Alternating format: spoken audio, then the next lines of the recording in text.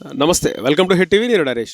బీహార్ ఎన్నికల్లో సంచలనాత్మక రాజకీయ వ్యూహకర్త ప్రశాంత్ కిషోర్ అట్టర్ ఫ్లాప్ అయిండు. దాదాపు అసలుకి బీహార్లో బీజేపీ కూటమి ఎలాంటి విజయం సాధించిందో మనకు తెలుసు. ప్రశాంత్ కిషోర్కి అలాంటి రిజల్ట్ రావడానికి కారణం ఏంది, అసలు బీహార్ ఎన్నికలు ఏ విధంగా జరిగినాయి మాట్లాడదాం. మనతో పాటు పొలిటికల్ స్ట్రాటజిస్ట్ అజయ్ మారుతిరావు గారు ఉన్నారు. సార్ నమస్తే. నమస్తే అండి. సార్, బీహార్ ఎన్నికల్లో ప్రశాంత్ కిషోర్ ఘోర వైఫల్యం మనం చూస్తాం. మీరు కూడా చాలా వరకు చాలా నియోజకవర్గాల్లో చాలామంది ప్రజాప్రతినిధులకు మీరు వర్క్ చేయడం జరిగింది. అసలు ఈ వైఫల్యానికి కారణాలు ఏ ఉంటాయి అనుకుంటున్నారు? వైఫల్యం అంటే నిజంగా ప్రశాంత్ కిషోర్ అంటే భారతదేశంలోనే ఒక ఎన్నికల ముఖ చిత్రాన్ని మార్చేసినటువంటి వ్యక్తి, వ్యూహకర్త. మీ అందరు కూడా తెలుసు, 2014 ప్రధానమంత్రి నరేంద్ర మోడీ గారు అధికారంలో రావడానికి కానీ, మన రీసెంట్గా అంతకుముందు లాస్ట్ టైం మమతా బెనర్జీ కానీ, స్టాలిన్ కానీ, వైఎస్ జగన్మోహన్ రెడ్డి కానీ, ఇలా చెప్పుకుంటూ పోతే చాలామంది ఉద్దండలకు పనిచేశారు. ఇతను భవిష్యత్తునికి ఒక ఆలోచన వచ్చి ఉంటుంది. అంటే ప్రశాంత్ కిషోర్ బేసికలీ బీహార్ చెందినటువంటి వ్యక్తి. అతను యునైటెడ్ నేషన్స్లో జాబ్ చేసిన తర్వాత ప్రధానమంత్రితో 2014 నరేంద్ర మోడీ క్యాంపెయిన్లో తాను క్యాంపెయిన్ అంతా డిజైన్ చేసి కీలకంగా ఉండి గెలిపించిన సందర్భం. అంటే బీహార్ వాసి అయినా కూడా ఇక్కడ ఓడిపోవడానికి ప్రధానంగా కనిపించింది అంటే బీహార్ ఎలక్షన్స్ తర్వాత మిగతా స్టేట్ ఎలక్షన్కి చాలా డిఫరెన్స్ ఉంటుంది. బీహార్లో మొత్తం కుల రాజకీయం ఉంటుంది, కుల రాజకీయాలు ఉంటుంది. ఇప్పుడు తెలంగాణ ఆంధ్రాలో చూస్తే ఆంధ్రాలో కుల రాజకీయాలు అంటారు కదా. ఏదైనా భారతదేశంలో మొత్తంలో పూర్తిగా కుల వ్యవస్థ డామినేట్ ఉన్నటువంటి ఏదైనా రాష్ట్రం ఉంది అంటే బీహార్ అనమాట. అయితే ఇక్కడ అంటే తాను వ్యూహకర్తగా ఉండి ఇన్ని ఎలక్షన్స్లో గెలిపించిన సందర్భం లోపల తాను ఎందుకు బీహార్ లోపల ఒక పార్టీని ఎస్టాబ్లిష్ చేసి తాను ఎందుకు నిలబడకూడదన్నటువంటి అనే ఒక ఆలోచనతోటి తను జన్ స్వరాజ్ పార్టీ అని స్థాపించి గత 3 సంవత్సరాలుగా కొన్ని వేల కిలోమీటర్లు పాదయాత్ర చేశాడు. ఎక్కడ వెళ్ళినా కూడా వేలాది మంది జనం. మీరు చూస్తే జేడీయూ, బీజేపీ, కాంగ్రెస్ పార్టీ కంటే కూడా ఎక్కువగా చర్చలో ఉన్న వ్యక్తి ప్రశాంత్ కిషోర్ గారు. ఎక్కడ చూసినా ఏ మీటింగ్లో అయినా, బహిరంగ సభలైనా కూడా. కానీ చాలా ఘోరమైనటువంటి విషయం ఏంటి అంటే 243 సీట్లలో ఒక్క సీట్ కూడా గెలుపొందలేకపోవడం. అంటే టోటల్గా టాలీ మొత్తం 0 రావడం. స్ట్రాటజీ ఫెయిల్ అయింది అనుకుంటే అంటారు కదా, ఎంత పెద్ద డాక్టర్ అయినా కూడా తనకు రోగం వస్తే వైద్యం చేసుకునే పరిస్థితి అంటారు కదా. సో ఆ రకంగా ఉండి ఉంటుంది. అంటే నేను అనుకుంటాను ఒకటి, ఇప్పుడు మార్పు కోసం ఏదైతే ప్రయత్నం చేశాడో ఖచ్చితంగా కూడా బీహార్ లోపల ఇప్పటికి కూడా నిరుద్యోగం ఉన్నది, డెవలప్మెంట్ లేదు, తర్వాత మైగ్రేషన్ ఎక్కువ ఉంది. అంటే మీరు ఇక్కడ చూస్తే మన హైదరాబాద్లో కానీ వేరే ఢిల్లీలో కానీ ఎక్కడ చూసినా కూడా ఎక్కువ బీహారీ లేబర్సే ఉంటారు. బీహార్లో అంతా కూడా ఫ్యాక్టరీలు అన్నీ బయట ఉన్నాయి. ఆ ఫ్యాక్టరీ లోపల బీహార్ కూలీలుగా చేస్తున్నారు. ఈ వ్యవస్థ మారాలి, మన పిల్లలకి బెటర్ ఎడ్యుకేషన్ రావాలా, నిరుద్యోగం పోవాలా అనేటువంటి ఆ స్లోగన్ తోటే తను మాట్లాడుతున్నప్పుడు నిజంగానే బీహార్ లోపల ఒక రివల్యూషన్ లాగా అనిపించింది. కానీ దురదృష్టవశాత్తు ఎన్నికల రిజల్ట్ వచ్చేసరికి చతికిలబడడానికి ముఖ్య కారణం నాకు అనిపించింది తాను స్వతహాగా నిలబడకపోవడం. ప్రశాంత్ కిషోర్ బ్రాహ్మణ సామాజిక సంబంధించినటువంటి వ్యక్తి. బీహార్ ఎట్లాంటి ప్రదేశం అంటే నలంద యూనివర్సిటీ, అప్పట్లో నలంద యూనివర్సిటీ అనేటువంటిది చాలా మన ప్రాచీన యుగం లోపల చాలా ఫేమస్. తర్వాత ఈ దాని ఏమంటే సోషల్ ఇంజనీరింగ్ అంటే ఈ కుల వ్యవస్థ అంటే మన అంటరానితనం కానీ బ్యాక్వర్డ్నెస్ దాని మీద కూడా ఈ ఎక్కువ అగ్రకులాల యొక్క ఆధిపత్యం ఎక్కువ ఉందని చెప్పేసి ఈ కుల పోరాటం అనమాట. అంటే ఈ బలహీన వర్గాలు కానీ ఇట్లాంటి వాళ్ళు మాకు కూడా రాజకీయం లోపల మాకు కూడా అధిక అవకాశాలు కావాలని ఒక కుల వ్యవస్థ మీద పోరాటం జరిగినటువంటి గడ్డ బీహార్. అంటే నేను ఎందుకు చెప్తున్నానంటే అక్కడ క్యాస్ట్ అనేటువంటిది చాలా ప్రధానంగా ప్లే చేస్తుంది. అగ్రవర్ణాలకు సంబంధించినటువంటి వ్యక్తి కాబట్టి బహుశా అదొకటి కావచ్చు. ఆయన అసలు కులరహిత సమాజం అన్నాడు. అంటే మనకు కావాల్సింది కులాల కొట్లాట కాదు, కులాల కుంపట్లో పడి పార్టీలని కులాల కుంపట్లో మనల్ని కూడా దాంట్లోనే బంధించాయి. మనకు కావాల్సింది అది కాదు, ఎడ్యుకేషన్ కావాలా, ఎంప్లాయ్మెంట్ కావాలా, డెవలప్మెంట్ కావాలా. బీహార్లో మనం బయట పోయి ఫ్యాక్టరీలో పనిచేయడం కాదు, బీహార్ లోపల ఫ్యాక్టరీలు కావాలా, బెటర్ ఎడ్యుకేషన్ కావాలా, మనకు డెవలప్మెంట్ కావాలనే నినాదంతో వెళ్ళాడు. కానీ తను బ్రాహ్మణ వర్గానికి చెందినటువంటి వ్యక్తి కావడమును, తర్వాత బీహార్కు సంబంధించిన వ్యక్తి అయినా కూడా ఎక్కువ కాలం అంతా కూడా బయటే ఉండడము. నీకు ప్రతిపక్ష పార్టీ కూడా ఏం ప్రచారం చేస్తాయంటే ఏసీ కార్లు వస్తాడు, సభ ముందు ర్యాలీల ముందు మళ్ళీ నడుచుకుంటూ వస్తాడు, ఏసీ బాబు అని పేరు పెట్టారు అనమాట. అంటే ఆయన తన వరకు చాలా మార్చుకునే ప్రయత్నం చేసిండు. అందుకనే చూస్తుంటే మీకు బీహారీ స్టైల్ లోపటనే ప్యాంటు ఆ రకంగా ఖద్దర్ షర్ట్ చేయడము, అంటే నెరిచిన జుట్టు పెట్టుకోవడము. అంటే ఎందుకంటే బీహార్ ఇప్పుడు ఎట్లయితే నితీష్ కుమార్ ఒక అప్పీలింగ్ ఉన్నాడో, లాలూ ప్రసాద్ యాదవ్ ఎట్లా ఉండే ఒక సామెత ఉంటుందన్నమాట, ఒక నానుడి లాలూ ప్రసాద్ గురించి 2000 ఎర్లీ 2000లో జబ్ తక్ సమోసా మే రహేంగా ఆలు తబ్ తక్ రహేగా బీహార్ మే లాలు అని. సమాసలో ఆలు ఆలు ఆలు ఉన్నంత వరకు లాలు బీహార్లో ఉంటాడనేటువంటిది. అంటే ఆయన కూడా ఒక బ్యాక్వర్డ్ క్లాసెస్ కోసం, యాదవుల కోసం, ముస్లింల కోసం బాగా పోరాటాలు చేసి, సో ఆ బ్యాక్గ్రౌండ్తో వచ్చినటువంటి వ్యక్తి లాలూ ప్రసాద్ యాదవ్. నితీష్ కుమార్ కూడా ఒక బ్యాక్గ్రౌండ్తో వచ్చినటువంటి వ్యక్తి.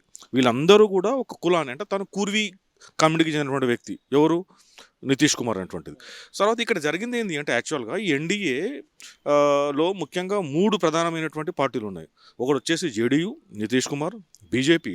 థర్డ్ ఈ రామ్విలాస్ పాస్వాన్ యొక్క పార్టీ, రామ్విలాస్ పార్టీ వచ్చేసేసి లోక్ జనశక్తి పార్టీ. వాళ్ళు ఇప్పుడు ఆయన మరణాంతరం ఇప్పుడు వాళ్ళ కొడుకు చిరాగ్ పాస్వాన్ ఉన్నారు. అది ఎట్లా కాంబినేషన్ కలిసిందంటే చాలామందికి అర్థం కాని విషయం ఏంటంటే అన్ని కులాల ఒక సమ్మేళనం. అది ఎట్లా అంటే నితీష్ కుమార్ కుర్వీ కమ్యూనిటీ చెందినటువంటి వ్యక్తి. కుర్వీ అదొక 3% కమ్యూనిటీ ఉంటుంది అక్కడ. తర్వాత ఇప్పుడు లాలూ ప్రసాద్ యాదవ్ మైనారిటీ ఉంటే నాన్ యాదవ్ కమ్యూనిటీ అంతా కూడా ఇక్కడ నితీష్తో వచ్చింది. బీజేపీ వచ్చేసరికి అగ్రవర్ణాలు ప్లస్ హిందూ. ఇప్పుడు ఒకటి మాంజీ పార్టీకి సంబంధించిన ఒక మాంజీ కులానికి ప్రాతినిధ్యం వహిస్తున్న వ్యక్తి. రామ్విలాస్ పాస్వాన్ కానీ, ఆయన మరణాంతరం చిరాగ్ పాస్వాన్ కానీ, ఆయన పాస్వాన్ కమ్యూనిటీ రిప్రజెంటేటివ్గా కేంద్ర మంత్రిగా ఉన్నాడు. వాళ్ళ నాన్న చాలాసార్లు కేంద్ర మంత్రిగా పనిచేశాడు. బీజేపీ అగ్రవర్ణాలు మా హిందుత్వం పోలరైజేషన్, అంతే కదా. Nitish Kumar Kurmi community, non Yadav background. ఇవన్నీ కులాల సమ్మేళనంతో ఏమైపోయిందంటే కన్సాలిడేటెడ్ ఓట్ బ్యాంక్. అది అన్నిటికంటే ముఖ్యంగా ఏమైందంటే గేమ్ చేంజర్ ఇక్కడ. అంటే చాలా ఆరోపణలు కూడా చేస్తున్నారు. ఎలక్షన్ కమిషన్ ఆఫ్ ఇండియా మీద చాలా ఆరోపణలు ఉన్నాయండి. అంటే ఇప్పుడు ఓట్ చోరీ గురించి కానీ, తర్వాత వేరే ఇతర అంశాల గురించి కానీ అనుకున్నట్టుగా కూడా, అంటే పోలింగ్ రోజు నాడు కూడా మీరు చూసినప్పుడు జూబ్లీ సెలక్షన్ లోపల కూడా, అంటే అవుట్ సైడర్స్ కూడా ఉన్నా కూడా, నాన్ లోకల్ ఉన్నవారు కూడా ఉన్నా కూడా ఏం చేయలేదు, పట్టించుకోలేదు పోలీస్ యంత్రాంగం, ఎలక్షన్ కమిషన్ ఆఫ్ ఇండియా అని. మన జరిగింది ఏంటి అంటే వ్యూహాత్మకంగా ఒక నెల రోజుల కింద సర్వే చేసినప్పుడు బీహార్ లోపల అప్పటి వరకు ఆర్జేడీ ముందంజ ఉండే సిచ్యువేషన్ కూడా అట్లే ఉండే. ఒక మాస్టర్ ప్లాన్ ఏం చేశారంటే బీహార్ లోపల దాదాపుగా 3,40,00,000 పైచిలకు మహిళా ఓటర్లు ఉన్నారు. వాళ్ళందరినీ ఓటు రాబట్టడానికి ప్రతి మహిళకు 10,000 రూపాయలు అకౌంట్లో వేసేస్తారు. అది ఎప్పుడు జరిగిందంటే ఎలక్షన్ కమిషన్ ఎన్నికల షెడ్యూల్ ఉండగానే అది జరిగిపోయింది. అక్కడ కోడ్లో జరిగింది. అక్కడనే చాలా క్వశ్చన్ వేశారు, అంటే ఈ కోడ్ లోపల ఎట్లా మాస్తారని చెప్పేసి. ఒక రకంగా ప్రచారం కూడా ఏం చేసినారంటే ఈ జేడీయూ అండ్ బీజేపీ కాంబినేషన్లో 10,000 పడ్డాయి, మీరు ఓటు వేయకపోతే 10,000 మొత్తం పోతాయి, మళ్ళీ వాపస్ పోతాయి అని. అయితే జనరల్గా ఏముందంటే ఓటింగ్ ఈసారి 62% ఓటింగ్ జరిగింది అక్కడ. పోలింగ్ ఎప్పుడు జరిగినంతగా భారతదేశ చరిత్రలో బీహార్లో 1951 తర్వాత అంత స్థాయి పోలింగ్ జరిగింది.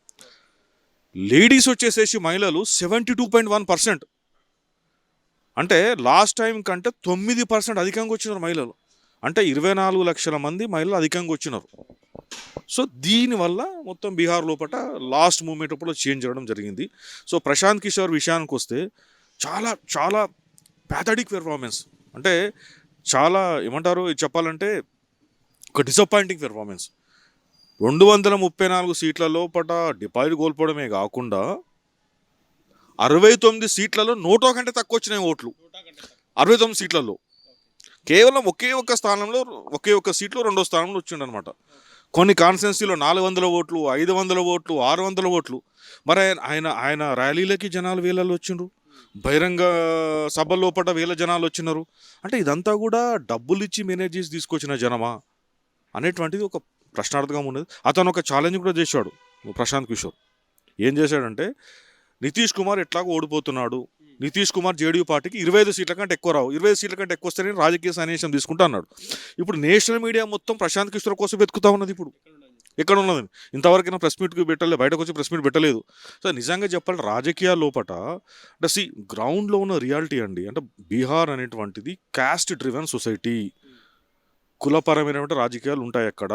నువ్వు ఆ కులాన్ని అంశంగా తీసుకోకుండా, ఓకే జనాలు అనుకున్నారు ఈయన చెప్పినటువంటి ఏదైతే ఎజెండా ఉందో డెవలప్మెంటు, తర్వాత నిరుద్యోగము, వలస, ఇదంతా కూడా బీహార్ ఎవరైతే అవుట్ సైడ్లు ఉన్నారో, ఢిల్లీలో ఉన్నారు, హైదరాబాద్లో ఉన్నారు, బెంగళూరులో ఉన్నారు, ఆ బీహార్ని ప్రభావితం చేసింది.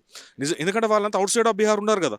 కానీ ఇన్సైడర్ ఆఫ్ బీహార్గా వాళ్ళకి కావాల్సింది ఏంటి అంటే మా నేత లాలూ ప్రసాద్ యాదవ్, మా లీడరు నితీష్ కుమార్, మా లీడరు రామ్విలాస్ పాస్వాన్, ఇప్పుడు చిరాగ్ పాస్వాన్, ఈ విధంగా డివైడ్ అయిన సమాజం లోపల మీరు క్యాస్ట్ని మీరు కలుపుకోకుండా, అంటే మీరు ఒక క్యాస్ట్ రిప్రజెంటేషన్ లేకుండా అదొకటి తను ఎన్నికలు నిలవడకపోవడం, దీనివల్ల కూడా ఖచ్చితంగా అదొక రకంగా కూడా ఆయన అవకాశాలు దెబ్బతీసిందని చెప్పొచ్చు. హిట్ టీవీ యాప్, ఇందులో short news, live news, entertainment shows, movies, digital magazines తో పాటు మీ జిల్లా వార్తలను కూడా ఫ్రీగా చూడొచ్చు. ఇంకెందుకు ఆలస్యం, వెంటనే హిట్ టీవీ యాప్ ని డౌన్లోడ్ చేసుకుని ఫ్రీగా ఎంటర్టైన్మెంట్ పొందండి. Hit TV app. Hit TV app. Please download Hit TV app. Hit TV యాప్ని ఫ్రీగా డౌన్లోడ్ చేసుకొని ఎంజాయ్ చేయండి. మీకు నచ్చిన ఎంటర్టైన్మెంట్ కోసం హిట్ టీవీ యాప్ ని ఫ్రీగా డౌన్లోడ్ చేసుకుని ఎంజాయ్ చేయండి. హిట్ టీవీ యాప్ని డౌన్లోడ్ చేసుకుని ఆస్వాదించండి, ఆశీర్వదించండి. ఇంతమంది సెలబ్రిటీలు హిట్ టీవీ యాప్ ని డౌన్లోడ్ చేసుకోండి అని చెప్తున్నారంటే ఎంత మంచి యాప్ ఆలోచించండి. అమెరికా అమెరికా అమెరికా అమెరికాలో చదవాలనుకునే వాళ్ళకి విశ్వసనీయమైన పేరు మన శౌర్య కన్సల్టెన్సీ. UK లో 1 year masters, UK లో 1 year masters, 2 years work permit up to 5 years visa. Contact Saurya Consultancy. Contact 89851 89851.